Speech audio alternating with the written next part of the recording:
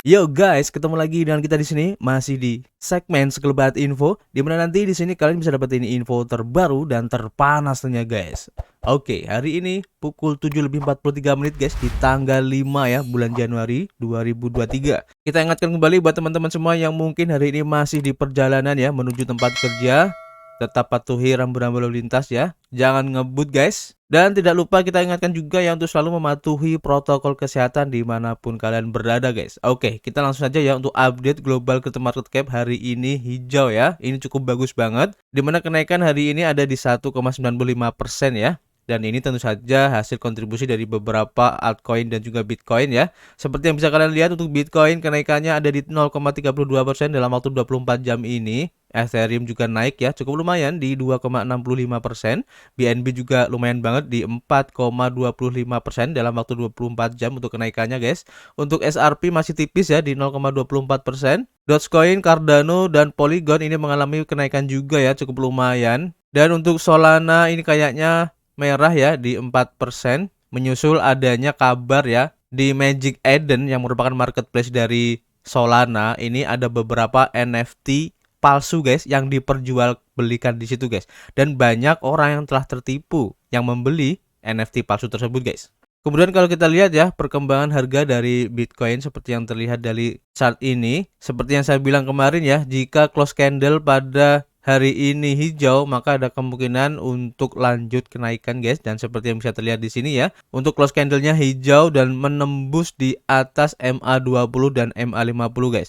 Nah, ini mengindikasikan bahwa tekanan beli sudah mulai terlihat ya di Bitcoin ini guys ya, dengan volume yang cukup signifikan ya. Kalau kalian lihat di sini ya, selama 4 hari berturut-turut volumenya hijau. Ini bagus banget sehingga mengindikasikan adanya tekanan beli yang cukup besar dari para investor ataupun para retail guys. Sehingga untuk target berikutnya harusnya ya ini menuju ke area ungu ini, atau bisa mencoba lagi untuk retest di MA100 ini guys. Oke, jadi nanti kita akan update lagi pergerakan harga dari Bitcoin, dan kita langsung saja menuju ke informasi yang pertama. Oke, informasi pertama datang dari trustnotes.com ya.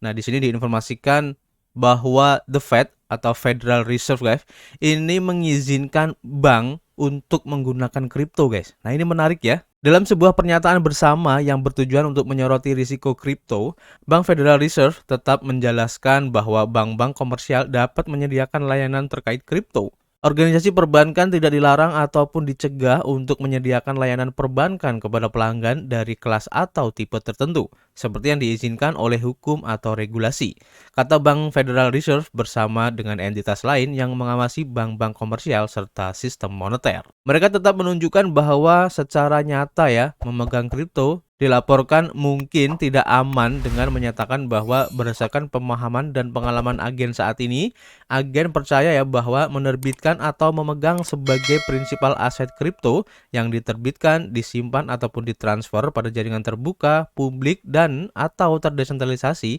atau sistem yang serupa sangat mungkin tidak sesuai dengan praktik perbankan yang aman dan sehat. Kata para pemegang ya, cenderung berarti memiliki kunci pribadi, dan jika sebaliknya seseorang lain yang menyediakan penjagaan seperti contohnya adalah Revolt, ini sebenarnya bank itu sendiri tidak sebenarnya memegang aset ya, dan penjagaannya adalah memegang. Selain itu, meskipun kata sangat mungkin jelas menunjukkan ya bahwa mereka tidak seharusnya melakukannya, dan itu bukan larangan yang sebenarnya guys. Jika oleh karena itu bank-bank ini menerapkan praktik yang aman dan sehat, seperti mengamankan asuransi jika mereka sebenarnya memegang atau menggunakan regulator ya yang diasuransikan, tampaknya berdasarkan pernyataan ini mereka bebas untuk menyediakan layanan kripto. Sehingga mengikuti persetujuan ya dari Bank for International Settlements atau BIS yang cenderung mengawasi bank-bank sentral yang memperbolehkan bank-bank komersial untuk memegang antara 1% dan 2% dari modal tier 1 mereka dalam kripto. BIS juga mengatakan bahwa bank-bank mungkin menggunakan kripto sebagai hedge, dan mereka tidak memberikan batas jika kripto tersebut adalah stablecoin.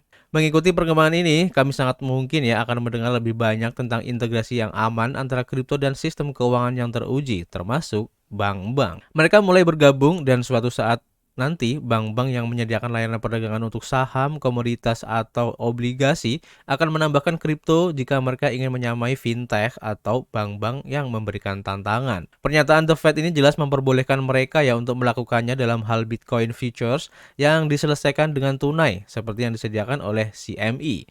Tetapi ruang Bitcoin untuk keuangan semakin canggih ya dan kemungkinan akan berkembang lebih jauh dalam arah tersebut guys. Seperti itu, dari pernyataan ini tampaknya penerbit fiat tidak akan terlalu menghalangi dengan sistem perbankan yang kemungkinan akan mulai menjadi netral kripto guys. Nah ini menarik banget ya. Dan jika memang The Fed ini benar-benar memberikan izin ya kepada para bank-bank untuk bisa mengadopsi kripto atau menawarkan kripto sebagai asetnya, ini sangat bagus banget guys untuk perkembangan kripto itu sendiri ya.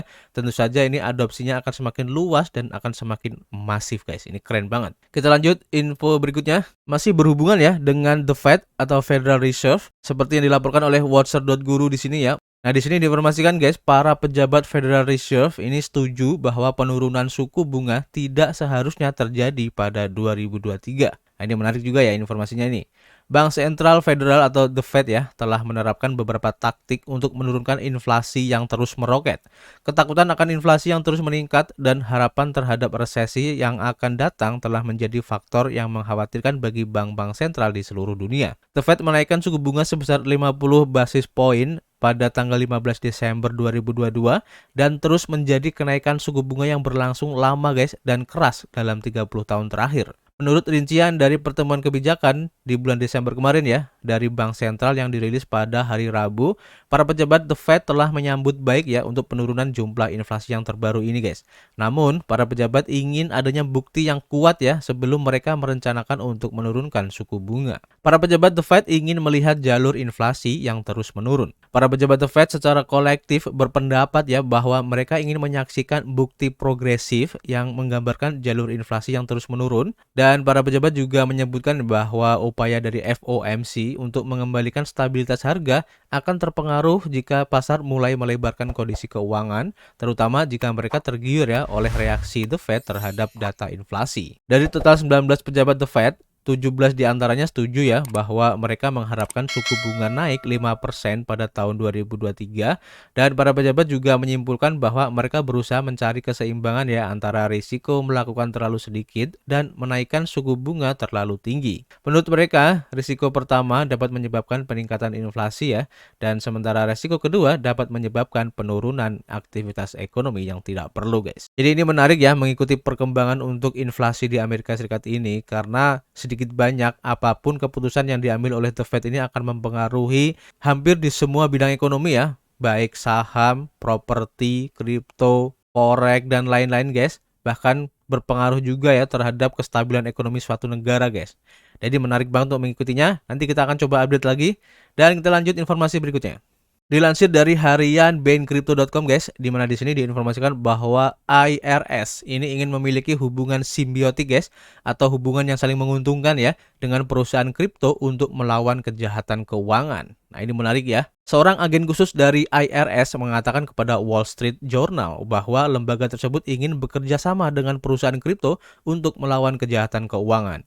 Dia mengatakan kepada WSG bahwa tujuannya adalah hubungan yang simbiotik atau hubungan yang saling menguntungkan. Internal Revenue Service atau IRS dari Amerika Serikat ini berharap bisa bekerja sama ya dengan perusahaan kripto untuk melawan kejahatan di industri tersebut guys. Wall Street Journal melaporkan bahwa pejabat tertinggi dari IRS menyatakan bahwa cryptocurrency adalah sesuatu yang akan tetap ada dan karena itu lembaga tersebut ingin bekerja sama dengan perusahaan kripto guys. Thomas Fotoroso, seorang agen khusus yang menangani kantor cabang New York IRSCI, menyatakan kepada Wall Street Journal bahwa unit menyelidiki kejahatan IRS sedang mengaktifasi ratusan personel baru dan Fotoroso tidak bersikap hostil ya atau menentang terhadap kelas aset tersebut guys dengan mengatakan kami tidak bisa bersikap bermusuhan ya atau hostil terhadap teknologi tapi kami harus menerimanya. Dia juga mencatat bahwa kelas aset tersebut semakin sah dan canggih dan karena itu dia berharap bisa bekerja sama dengan perusahaan kripto dengan tujuan memiliki hubungan yang simbiotik. Kemudian dia juga mengatakan bahwa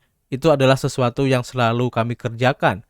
Saya tidak bisa mengatakan apakah kami menerimanya atau tidak, tapi itu selalu tujuan akhirnya ya. untuk memiliki kemitraan lebih seperti hubungan simbiotik ya. Ini membantu mereka dalam legitimasi mereka. Ini adalah industri baru bagi semua orang. Saya pikir kita masih mencoba merasa jalan kita di sekitarnya ya. Dan perusahaan-perusahaan juga merasa jalan mereka di sekitarnya guys. Futuroso juga optimis ya tentang lembaga tersebut menyewa personel yang lebih muda dan paham teknologi yang bisa membantu tujuan tersebut guys. Dan hal ini pasti akan membantu lembaga tersebut yang telah meningkatkan upaya terkait kripto ini. Ini juga berita yang cukup bagus banget guys. Artinya bisa dibilang ya, semakin lama kripto ini akan mau tidak mau harus diterima ya oleh beberapa lembaga pemerintahan, bahkan dari IRS sendiri guys. Dimana mereka bilang sendiri ya tidak bisa menolak teknologi ini karena tidak bisa dibendung guys dan tidak bisa dihindari. Makanya mereka harus mengambil langkah untuk bekerja sama, khususnya untuk kerjasama simbiotik guys. Dan ini tentu saja akan baik kedua belah pihak ya, baik pemerintah maupun dari industri kripto itu sendiri guys. Next info dilansir dari cointelegraph.com dan ini menarik guys, di mana LG Electronics terbaru berkolaborasi untuk membawa platform metaverse yang saling terinteraksi ke TV guys. Nah ini menarik ya. Jadi kolaborasi ini berharap dapat membawa metaverse langsung ke ruang tamu dari para penontonnya. Raksasa teknologi Korea Selatan yaitu LG Electronics mengumumkan bahwa mereka telah bergabung dengan platform teknologi berbasis Cloud Orbit dan Pixelynx, sebuah perusahaan yang membangun ekosistem musik, gaming, dan juga Web3 terintegrasi guys, untuk membawa metaverse langsung ke ruang tamu dari para penontonnya. Kolaborasi ini bertujuan untuk memungkinkan para penonton untuk menjelajahi dunia virtual terkoneksi, baik konser dan juga game multiplayer ya, dengan kecerdasan buatan melalui TV LG mereka, sehingga memudahkan para konsumen untuk bersikap sosial di metaverse. Menurut rilis dari pers ya pada tanggal Januari 4 kemarin yang dikirimkan ke Cointelegraph, pengguna akan dapat mengakses dunia virtual terkoneksi super tingkat kecerdasaan tinggi dan pengalaman termasuk konser virtual dan game multiplayer dengan kecerdasan buatan. Puya Kusa, co-founder dan Chief Technology Officer Orbit, menyatakan